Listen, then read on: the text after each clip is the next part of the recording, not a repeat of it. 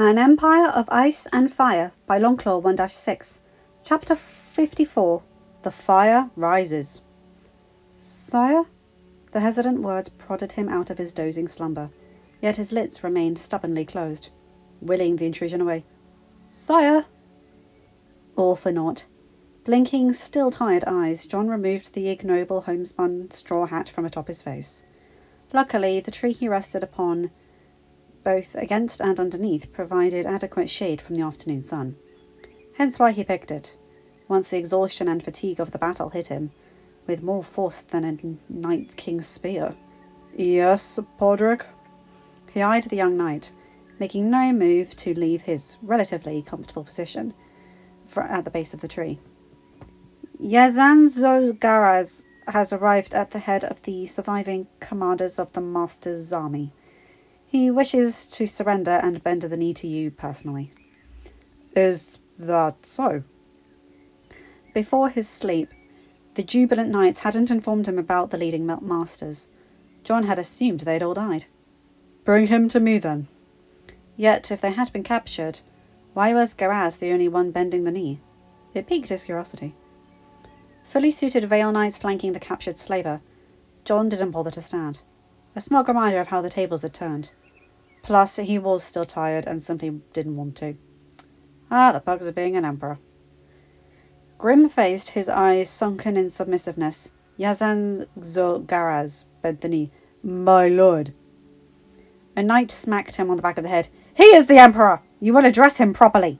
My apologies, he babbled out. Your Majesty, on behalf of the good masters of Astapor, wise masters of Yunkai, and the good merchants of Valantis, I surrender our cities to you, and pledge my fealty, if you should have it. Closing his eyes, he accepted whatever fate was to come.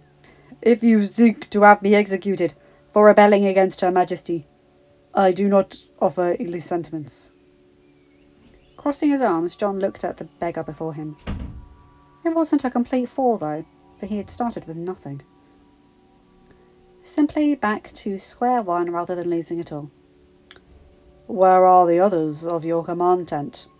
Surely they would make it a point of being here. The other masters are dead. I killed them. Hearing the Emperor snort, he took a chance and looked up at the Lord of Lords. He was once again struck by how unassuming and simple the conqueror of all of this was. My generals and the other nobility wished to come as well, but I insisted to speak for them. It should be my humiliation and shame to bear, not theirs. Looks like I was right about him. The man's low-born upbringing grounded him from the kind of grandiose monstrosities that Joffrey and the other masters planned.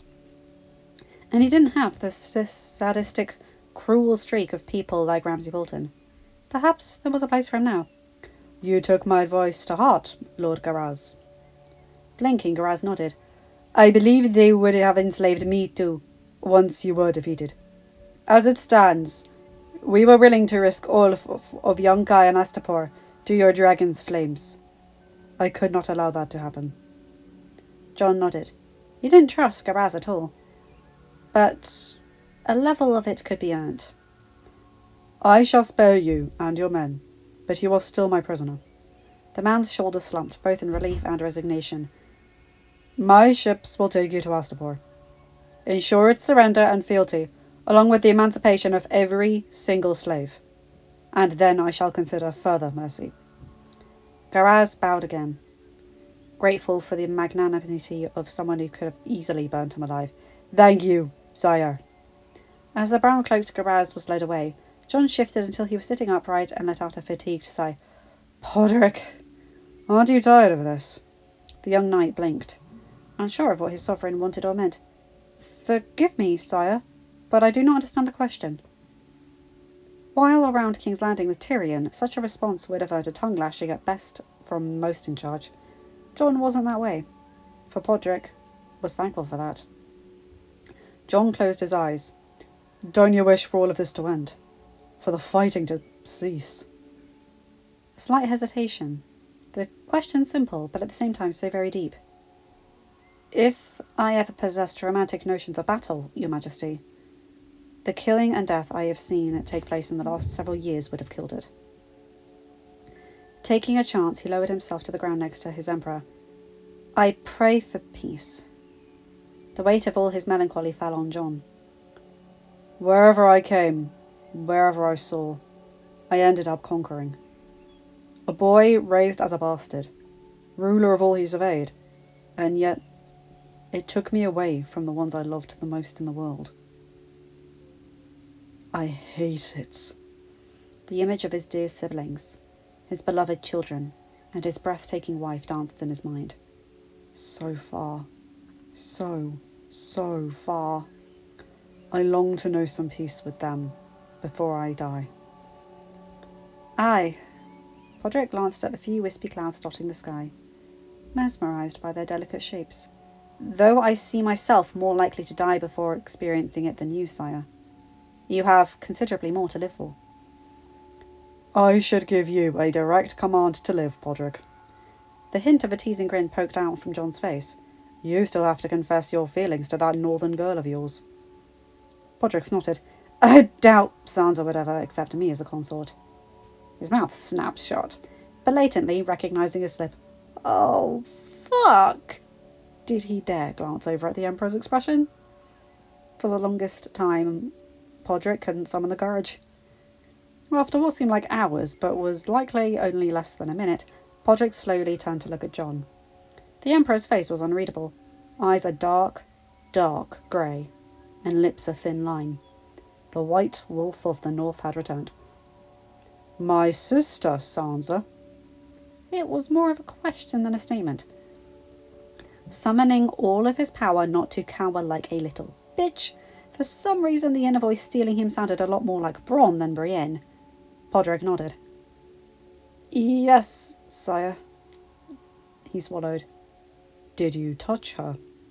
There was no emotion, but the words nevertheless bore the fire of 1,000 dragons. No, your majesty, nothing like that. While Sansa, and likely everyone to have known the details, were very tight-lipped, Ramsay's notoriety and the nature of her condition after escaping didn't leave much to Podrick's imagination as to what had happened. I would never, and I still doubt she truly thinks I exist. Truth be told, his last letter didn't get a response. Nodding absent-mindedly, Jon bored into Podrick, looking him over. It doesn't need saying where Longclaw would end up if you hurt her, correct? A gulp answered in the affirmative. You are an honourable man, and you have proven yourself. If she'll have you, then I shall stop neither of you. A small amount of amusement was at the young knight's expression, that of a gaping fish out of water, but only a flicker. This was serious. Sansa has been through things. He shuddered.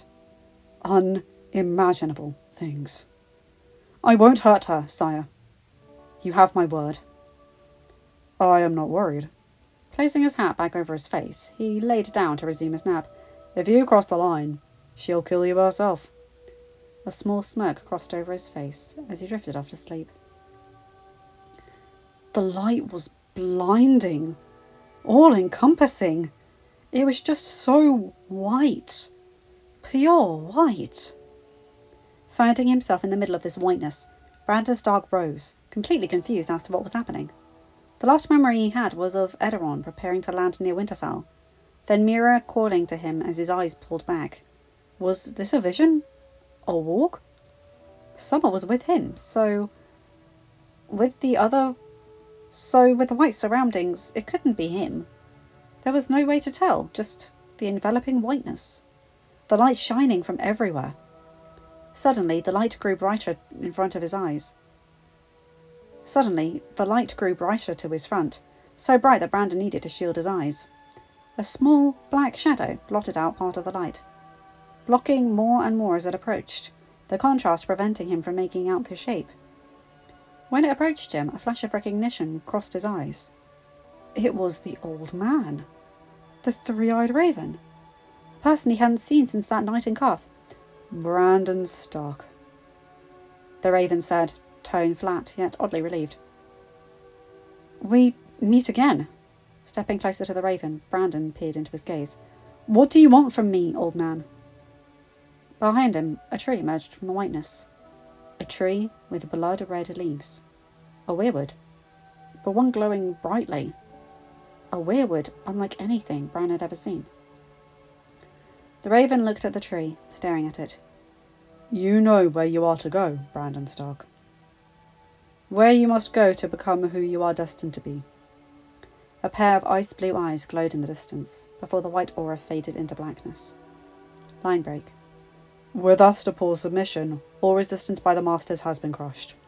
The slave of power in Essos has drawn to a close, and the avenue for Joffrey and Tywin's plot in this area of the world has been concluded. Due to his new allegiance and work on establishing a new government similar to the Grand Senate of Meereen in both Astapor and Yunkai, Volantis will have to wait given its proximity to the Lannister-aligned Free Cities. I have added Yezzan Zogaraz to the small council of the Kingdom of New Valyria. I hope that the name is to your satisfaction, my beloved wife. Smile stretching ear to ear, Daenerys pressed the small piece of parchment to her breast, right over her heart. No longer Queen of Meereen in my list of titles. Thanks to Jon, I am now the Queen of New Valyria. Even thousands of miles away, Jon could still make her fall deeper in love with him. Her worry and fear over his safety had abated tremendously since hearing of the decisive victory achieved by her husband. The Emperor over her long-time enemies. Unlike the Targaryen royals of old, she felt no iota of jealousy at his military victories, while her solitary helm found Tywin Lannister driving them back at all fronts. Still elated, she returned to the documents. Ironically, it seems as if my dear sister has a prospective suitor, the recently distinguished Sir Podrick Payne. Dany's face formed a small O in astonishment. Podrick fancies Sansa? Given her sister's attractiveness, it wasn't shocking upon deeper thought, but still quite unexpected. Though I would never tell him this, for in father's stead Robb and I are the defenders of Sansa's honour, especially considering what she has been through, I believe Podrick is the best possible match for her. Clicking her tongue, Dany had the exact same thoughts. Marjorie for Robb, Gendry for Arya, Lyanna Mormont for Rickon, Mira Reed for Bran, and now Podrick for Sansa. The wolf pack was shaping up quite nicely. She resolved to probe a bit, see if the redhead would be receptive. A grin crossed her face at the almost stereotypically girlish activity in matchmaking. Once I am done setting the final things to right here, I shall be returning to Westeros and to you, to our children. We will avenge the defeats and rescue my sister and bring fire and blood to those seeking to plunge our world into death and slavery. Winter is coming, and we will be ready. And there it was. Jon, her husband, the Emperor, was returning home. Sighing, Dany leaned back against the high-backed chair and closed her eyes. A wave of contentment crossed over her. While she could take on the world alone, she didn't want to, nor would she have to. We are a team, Jon and I. A pack, and the pack survives together. Her Stark family was right about that. Your Highness. Daenerys looked up and saw the flash of red at the entrance to her solar. The Lady Melisandre bore the ghost smile that gave away nothing but a determination as fiery as her complexion or the flame she used for her ceremonies. I am heartened to hear that His Majesty is returning. Dany blinked, but it didn't surprise her after a second thought. The Red Woman always knew too much. Things she shouldn't have known by logical means. As am I, she sighed. Jon is a far better strategist than I. Do not sell yourself short, my Empress. While her interpretations were oftentimes complex and ambiguous, Melisandre was not one to brown-nose. While you may not know the intricacies of war, or how to wage it as your husband or his father did, the promised relies on you for matters of state. A smile cracked her lips. That he does. Rhaegar had both, while Viserys has neither. A thought came to her. It was something Melisandre had told her a long time ago. Lady Melisandre, what do your flames tell you? The defeats at Dragonstone and the God's Eye, not to mention Arya's capture, made her apprehensive of the future. Apprehensive as to what was to come. Do they tell you the future? An eerie calm seemed to spread over the spiritual advisor, growing deathly quiet in pensive contemplation, The flames. They offer only glimpses. They may be predictive, or only allegorical. You claim to speak for God, the Empress replied, her voice that of the Mother of Dragons. The God you say my husband is the reincarnation of. I would like to know what the visions you claim he sent you say. Silent once more, the amulet hanging around her neck glowed a pale green. Melisandre's eyes closing in thought. They then opened slowly. I see a man, surrounded by snow and ice, yet at the same time fire. A sword is clutched in his hands, and he is fighting for his life with an unseen enemy. Dany pondered this. Either he is fighting in the north, or the snow and fire represent his bloodline. Correct. Walking softly, purposefully, Melisandre leaned in behind Daenerys, her breath hot in Dany's ear, scorching. The dragon in her blood worked overtime to protect her skin from the heat. Look into the fire. What do you see? Eyes flickering to the flames, violet eyes sparkling from the orange-red beauty. Dany saw shapes, almost infinitesimal, but shapes nonetheless. Pain, suffering, death. Her heart clenched, for the flames gave her no clue as to who would suffer. Aye. All will come to fruition for the promise to achieve total victory. But I promise, they shall be worth it. Breathing deeply, Daenerys sure hoped so. Lunging upright, Tywin's eyes flew open to a room pitch black from the dark of the night. Covers having long been tossed off his slender frame from the restless movements of a troubled sleep, the sheen of sweat covering his skin and drenching his nightshirt enhanced the bite of the icy draught. Teeth chattering, he rose. Tywin grabbed a log from the driftwood pile and tossed it into the fireplace. Weak from lack of fuel, the fire soon roared to health, adding the desired heat to the chilled bedchamber. He shivered all the same.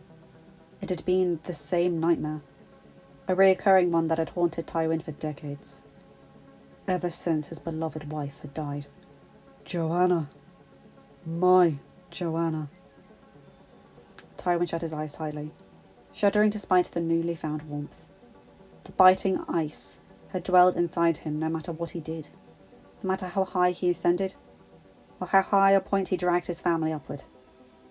Half the world lay at the fingertips of House Lannister, and yet he still felt the gaping loss and looming guilt from the loss of his wife. When Tyrion took her away from me, he muttered bitterly, I should have killed that treacherous scum when I had the chance. He could have. Declared the dwarf a bastard and killed him at any time in his wretched existence, even if there was no doubt that Tyrion was Tywin's son, the true heir of his cunning. Do you really believe that, my love? The voice stated, the sweet wafts of language that was the voice of the Lady Joanna Lannister. It haunted Tywin, driving a sword into his soul. Every day gazing upon his twins, who both looked so much like her. The guilt, every time he exerted his primal urges upon some whore, small folk maiden of the Westerlands, or slave girl in King's Landing. No one was any the wiser, and Tywin kept it discreet, unlike his oath of a son-in-law. But he knew. He felt the guilt. And the woman. The Red Woman. Just the thought of her caused the fire to roar, or at least Tywin imagined it did. Since that night, only years before, the nightmares had intensified, as if both Joanna and the spectre of the bane of his existence were screaming at him, torturing him. It had started before Stannis had died, before Ned Stark was captured. A letter from Dragonstone, sent by a woman claiming to inquire about an ancient prophecy, one that Tywin felt intrigued by, as it had resulted in a series of correspondence between them. Normally level-headed, the prospect of some insane mystic advantage strangely appealed to him, and he agreed to the woman who proclaimed his family's destiny to rule all of humanity. Tywin hadn't meant to ravage her body upon the first time they had laid eyes upon each other. For the life of him, the encounter was so hazy in memory that there had been some form of witchcraft involved. The death of Renly in what some rumour indicated as black magic, though most pointed it to one Brienne of Tarth, the Pretender's bodyguard, as the perpetuator, only enhanced such fear. Tywin had been about to imprison the witch before she escaped, to the north with the Tyrells. And now the Red Woman haunted his dreams, his very soul. It was then the fire roared, as if guided by an unseen hand. Tywin was nearly knocked off his feet from the heat and the flames, mouth agape and eyes wide with fear. It was her. It had to be her. "Unholy demon!" he screamed into the fire. "You shan't take me. I am the lion. The lion fears none." Crackling, soon a burst of heat forced him back, fire roaring high before it collapsed into mere embers. Before it did, Tywin saw a glimpse, an image in the flames, framed by the red-orange hue of burning wood and ash. An image far more pedestrian, yet far more terrifying than any of the mystical demons Tywin could ever have imagined. A woman, clad in armour, thrusting forward with a sword. Chuckling to himself, Jon pushed hard, but the foot and the young lad it was connected to wouldn't budge. "Ollie, for God's sake!" The words still came out as humorous despite the chiding connotation. "You survived the last time." Hands gripping to the short spines of Rhaegal's shoulder, Ollie refused to budge. "And I would rather not do it again. Can't I go by sea?" "A squire goes with his liege lord," Jon replied. "Now stop being a coward. Up you go." With a grunt, he shoved the squire from the perch. Sir Barristan grabbed him from atop the dragon and hauling him into place. From his head, Rhaegal let out a loud snort, yawning, or rather he was baring his teeth. "I know, boy," Jon thought, patting his shoulder. "No one can be as fearless as you." It seemed to mollify him, eager for praise, to end up lording over the larger and more fearsome Balerion. Sunlight spread out from the red-gold orb barely peeking over the horizon. Jon gazed back at the great city of Meereen, the new centre of the kingdom of New Valyria. The name had come from his thoughts at the suggestion of Zagor-Zozatel to create a new title for the now united land of Slavers Bay. A fitting tribute to the return of the Targaryen dynasty, to Daenerys for forging the empire, and to him for defending it. Though Jon still felt discomfort at the praise, his subjects felt no such inhibition. At his arrival atop Rhaegal in Yunkai and Astapor, the grand triumphant parade through Meereen, throngs in tens of thousands had shouted and screamed their love and gratitude for Vriza. The majesty threatened to overwhelm him, and Jon had to remember on several occasions of Ned Stark's teachings, and of how he and Dany planned to break the wheel. A red-black carpet, emblazoned with gold trim, draped over the dusty soil of the cliff face. It had been where Jon had launched the campaign that ended with the Battle of the Coast Road, and now saw off the Emperor as he journeyed back to the land of his birth. Flanking it was the assorted hierarchy of Meereen, obsequious and generous as Jon walked back up the path. Formalities were formalities, and the receiving line of supplicants was one of his father similarly detested, but endured all the same. Each man bowed to him, a blessing escaping each of their lips. At the head were Mosador, Zagor-Zozatel, and Yezzan Zogaraz. Alone among all the members of the Grand Senate, they held the greatest dignitas. "New Valyria is in your hands, gentlemen. I do not wish to return under negative circumstances, so act wisely." "We shall defend the kingdom with our lives, sire," replied Zartel. After the knowledge of Joffrey's plot brought him into full reality, Jon had found himself impressed with the man's honour. "Although we expect to hear news of your victory over the Golden Moron." Jon grinned at Garaz's comment. The former prisoner and enemy seemed to be genuine in his conversion to the Targaryen cause, and had been vital to the bloodless pacification of young Kai and Astapor in the last few weeks. Still, Jon had instructed Mosador to keep an eye on him. "All blessings upon you, sire." Nodding, he turned to Podrick, wrapping an arm around his shoulders and guiding him to the side. "You know what you need to do, Podrick?" "Aye." The young modest knight looked into Jon's eyes. "It will be unwise to put too much of our forces at sea for too long. Euron Greyjoy owns the waves." "Hug the coast, and make sure to move through the inlets of Old Valyria. Volantis is close enough to the Dornish coast, and I need the city to be secured before Lannister-allied free cities make any moves to rally the remaining masters." He waited until Podrick nodded. "I'll send you orders when you make the dash. Understand?" "Crystal clear, sire." Podrick gulped, steeling himself. An entire army was now placed on his shoulders. An honour only given in the Imperial army to Jarl Greyjoy, Grey Worm, under Carl Durgo, Edmure Tully, and the Emperor's own brother Robb. It was an awe-inspiring and terrifying responsibility, to say the least. "I will not fail you." Settling in his usual spot at the midpoint between Rhaegar's powerful shoulder blades, some minutes later, Jon felt himself shake, working out the kinks in his body. A laugh escaped him. "Easy, boy. Relax." The tension in his child's muscles was beginning to ease. "We have a long ride ahead of us." Rhaegar hooted twice, neck curling ever so slightly so he could see his father. The golden eye held a rather anthropomorphic sparkle in them. "Yep," Jon grinned. "We're going home." He gripped tightly on the large spine. "Sauve!" The massive wings catapulted rider and mount both off the massive cliff face before Jon could even finish the command.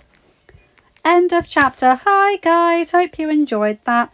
Good chapter, that one. Good chapter. I like that Jon has to remind himself of his modesty, because it shows he's growing up and becoming confident but not overdoing it, you know? And very mature reaction from him about Sansa and Podrick. I'm impressed by that. And I like that Jon is trying to trust people but still giving boundaries, which is very healthy. Anyway, you guys know the drill. Remember to check out my other works, like, comment and subscribe, and hit that bell to get notified for whenever I upload a new video. Have a good day, night, or whatever time zone you're in. Bye my guys, gals and non-binary pals. I'll see you in another video. Bye!